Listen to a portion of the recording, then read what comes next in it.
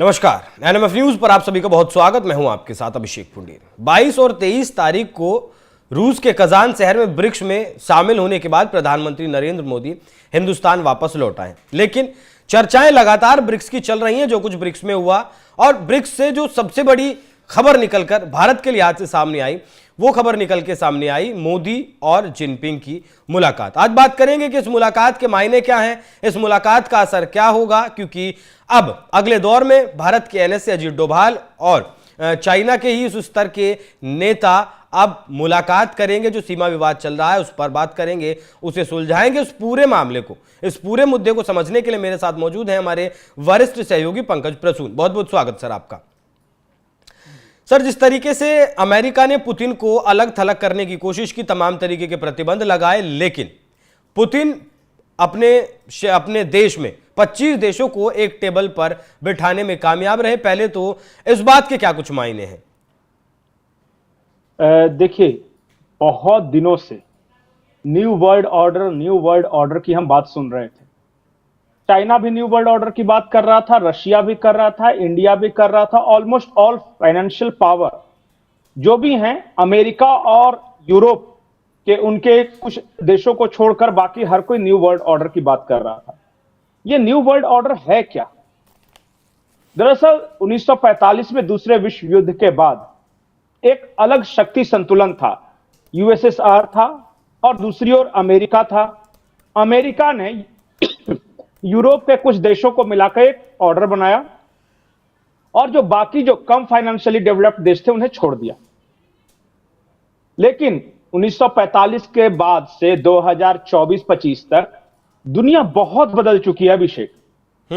नए financial powers का उदय हो चुका है, नए मिलिट्री पावर्स का उदय हो चुका है, और जो संयुक्त राष्ट्र संघ है वो 1945 की परछाई सा लगता है। 1945 के आसपास अगर ब्रिटेन, फ्रांस, जर्मनी, अमेरिका, ये सब सुपर पावर हुआ करते थे। लेकिन 2024 में नए सुपर पावर कौन है? China, India, Brazil, south Africa, ये सब नए फाइनेंशियल पावर्स है ना, और नए मिलिट्री पावर्स भी है। आज भारत जितने का हथियार सिर्फ खरीदता है उतना ब्रिटेन का टोटल बजट है। अब बताइए, मैं एक और देख रहा था अभी आज का आंकड़ा आया है, जो वर्ल्ड बैंक और इंटरनेशनल मॉनेटरी फंड दोनों ने यह कहा है कि भारत का एवरेज ग्रोथ रेट मैं कह रहा हूं 7% के आसपास रहने का अनुमान है। 2024 में 7% रहेगा और 2025 में 6.5% रहेगा, लेकिन कांस्टेंट बना रहेगा। मायने क्या है पंकज इसके? दुनिया का वर्ल्ड ग्रोथ रेट कितना है ये पहले देखिए। जो यूरोप का आज का ग्रोथ रेट है 2.8, भारत 7, यूरोप का 2.8, अमेरिका का 4.6, चाइना का 4.8।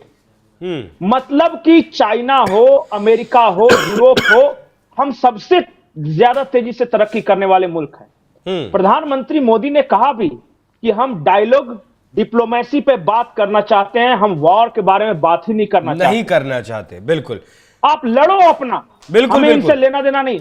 हाँ। हमारा लक्ष्य एक ही है कि न्यू वर्ल्ड ऑर्डर। और जो ब्रिक्स की आपने बात की ना, वो न्यू फाइनेंशियल वर्ल्ड ऑर्डर है। ये किसी के खिलाफ नहीं है।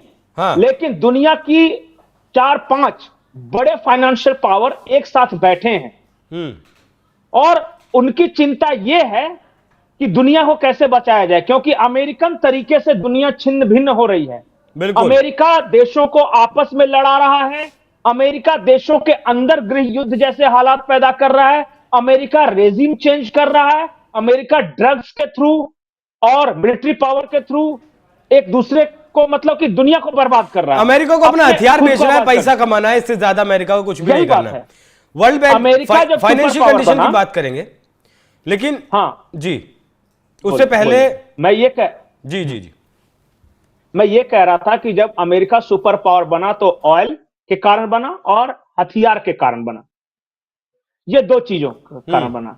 जो नया वर्ल्ड ऑर्डर है वो अलग अलग तरीके खोज रही हैं। वो सोलर पावर खोज रही हैं, वो क्या कर रही हैं कि जो बोलते हैं एस्ट्रोनॉमी बोलते हैं, जो अंतरिक्ष विज्ञान है, वहां नए नए अनुसंधान हो रहे हैं उन देशों में।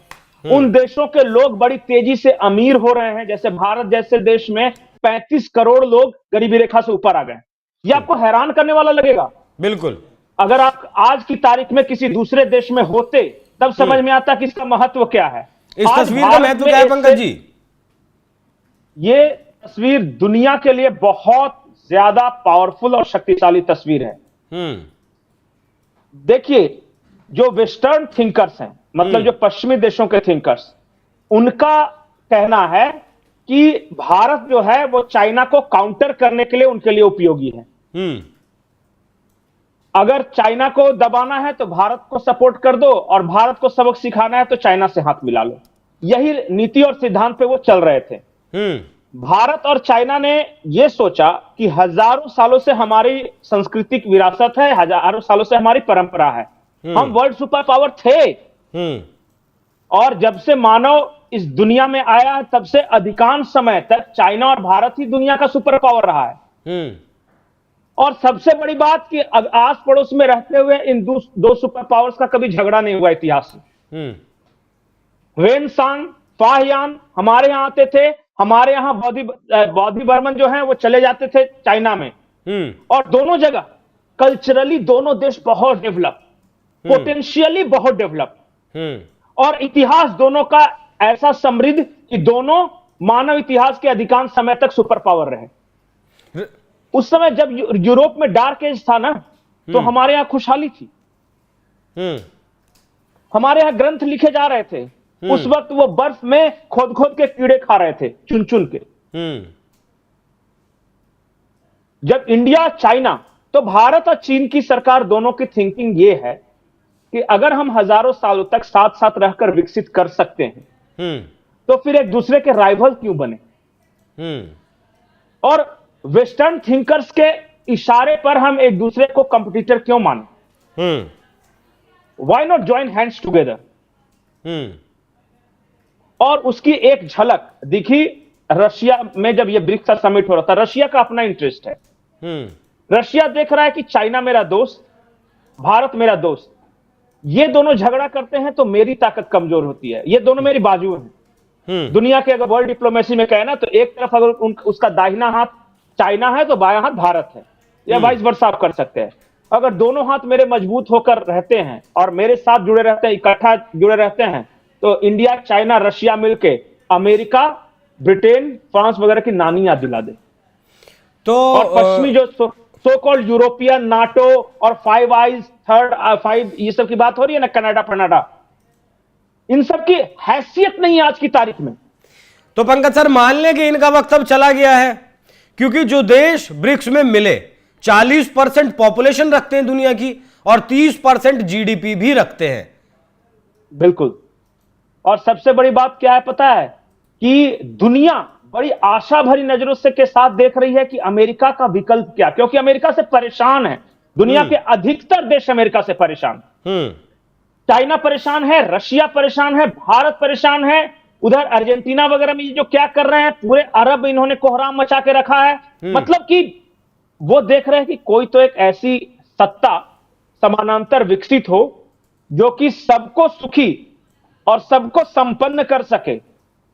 जहां सबका जीवन अच्छा हो, ऐसा पोटेंशियल कहां है।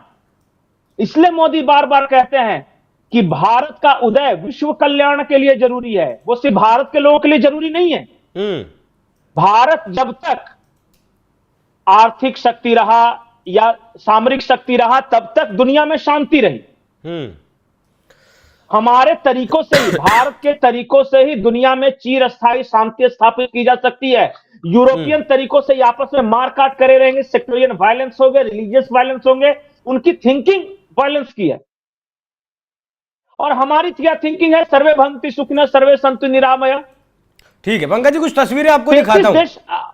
एक चीज और समझिए जी, दुनिया के सिर्फ आप 4-5 फाइनेंशियल पावर्स, आप रशिया की बात करें, चाइना की बात कर रहे हैं, भारत की बात करें, ब्राजील की बात करें, भारत के साथ 33 बौद्धिस्ट देशों के भावनात्मक संबंध भी हैं।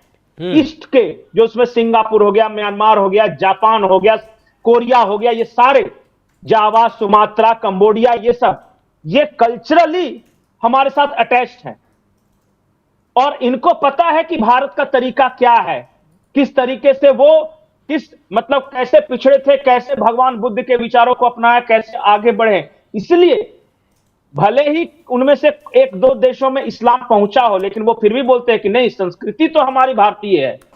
मतलब अमेरिका की डर्टी पॉलिटिक्स अब नहीं चलेगी। जिस तरीके से उसने अमेरिका ने हमें समझ घेरने रहे की हैं कोशिश की, समझ रहे हैं। कनाडा ने घेरने की कोशिश की, वो अब कारगर साबित नहीं, हथियार साबित नहीं है। कुछ तस्वीरें पंकज जी आपको दिखाता हूं, इनके मायने बताइएगा।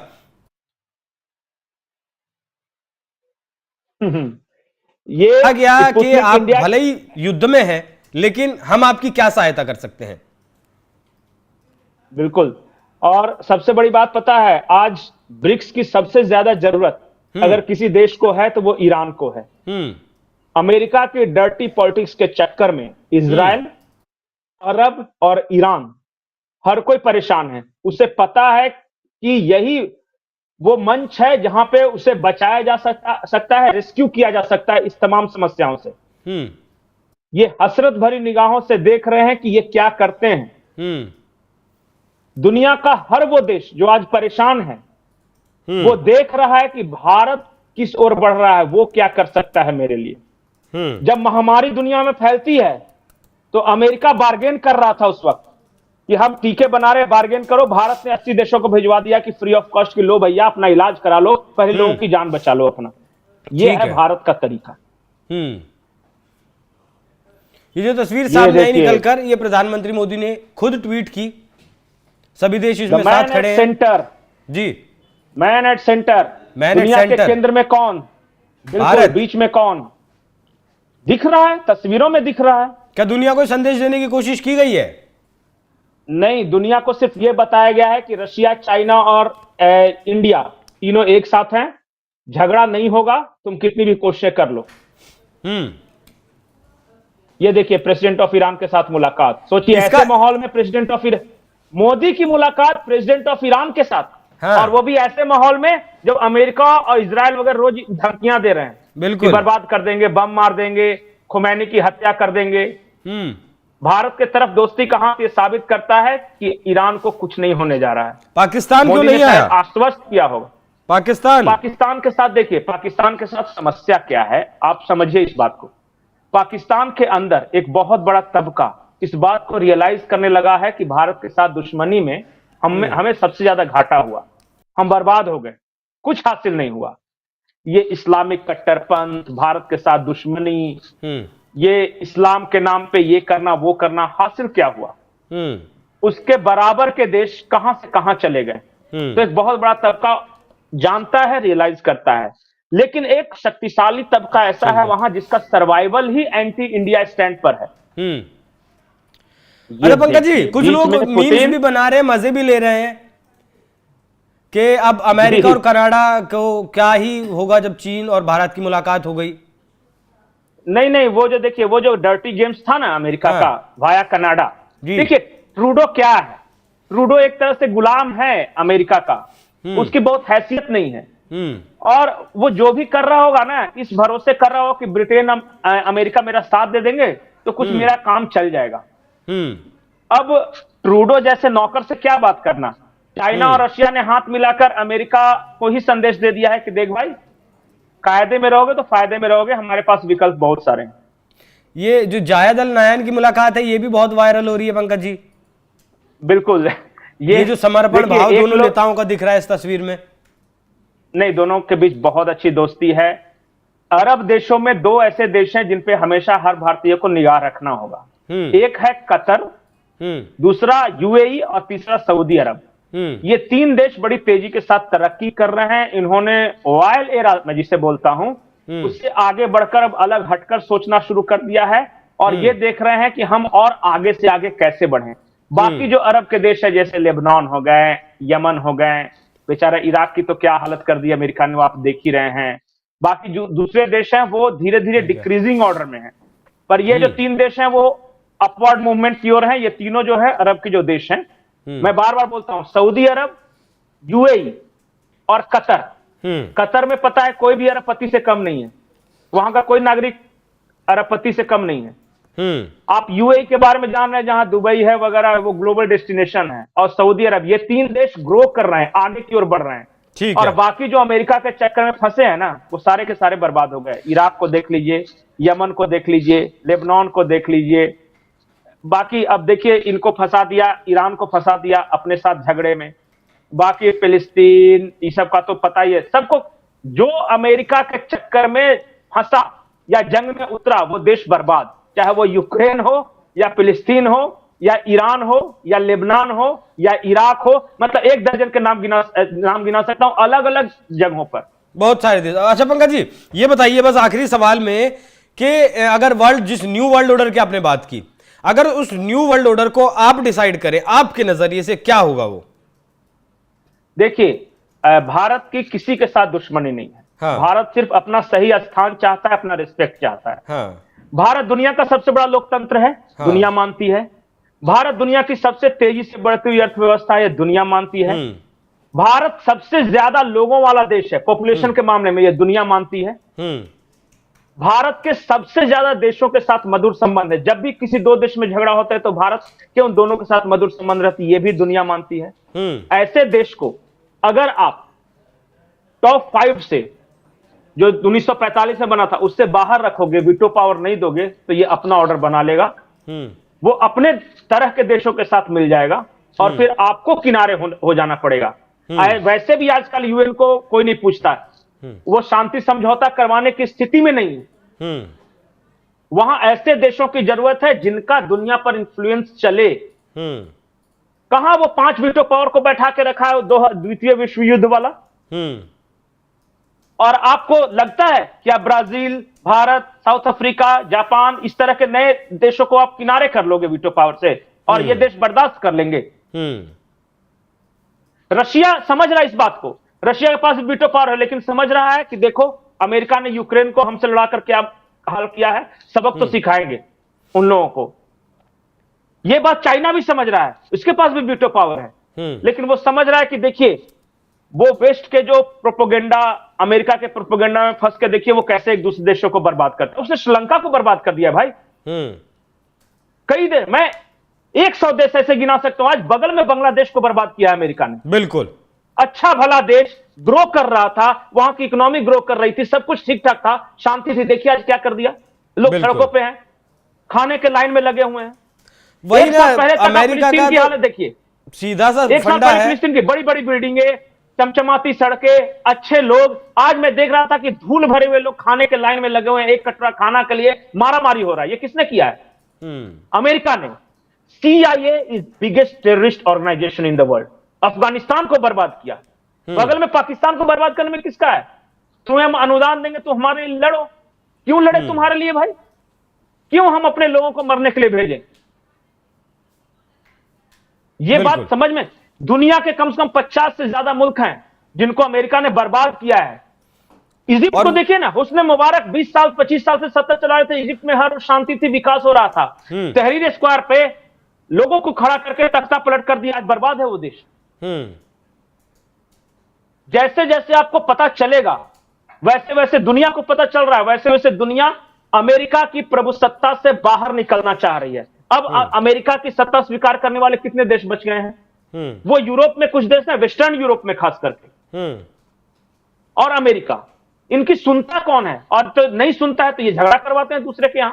बिल्कुल, अमेरिका का सीधा सा फंडा है, कुछ हथियार बेचना है और कमाई करनी है, जिससे कि वो IMF के जरिए, वर्ल्ड बैंक के जरिए दुनिया पर अपना प्रभुत्व कायम रख सके। बहुत सारे खुलासे पंकज जी आपने किए, उन सब के लिए धन्यवाद। लेकिन जो मोदी और जिनपिंग की मुलाकात हुई है, वो सिर्फ एक मुलाकात नहीं है, वो पूरे पश्चिम और खास तौर पर अमेरिका के मुंह पर एक करारा तमाचा है, जिसने हर संभव कोशिश की भारत को बदनाम करने की, हर संभव कोशिश की रूस को अलग थलग करने की। लेकिन आज ब्रिक्स में जिस वक्त ये सम्मेलन हुआ, उस वक्त 25 से ज्यादा देश वहां मौजूद थे और लाइन लगी हुई है उन देशों की जो देश अमेरिका से परेशान है कि हमें ब्रिक्स में शामिल कर लीजिए। जी पंकज जी, आखिरी वाक्य में बोलता हूं, अगर अमेरिका भारत के अंडर स्यूडो क्रिश्चियन स्टेट बनाने की साजिश करेगा, तो भारत के पास भी विकल्प मौजूद है कि हम रशिया, चाइना वगैरह को साथ लेकर तुम्हारा मुंह तोड़ जवाब दे सकते हैं। यह मैसेज सबसे बड़ा है। हाँ, कहीं ना कहीं जो अमेरिका चाइना पर नजर रखना चाहता था वो दांव उस पर कहीं ना कहीं उल्टा पड़ गया है। चाइना के साथ हमारे संबंध लगातार सही हो रहे हैं। अब मुलाकात भी होगी डोभाल साहब की और चीन के विदेश मंत्री की मुलाकात होने वाली है कुछ ही समय बाद, जिससे कि जितना भी सीमा पर विवाद है वो सारा सुलझाया जाएगा। और न्यू वर्ल्ड ऑर्डर बनाने की जो मांग है उस पर क्या है आपकी राय, कमेंट कर हमें जरूर बताएं। धन्यवाद।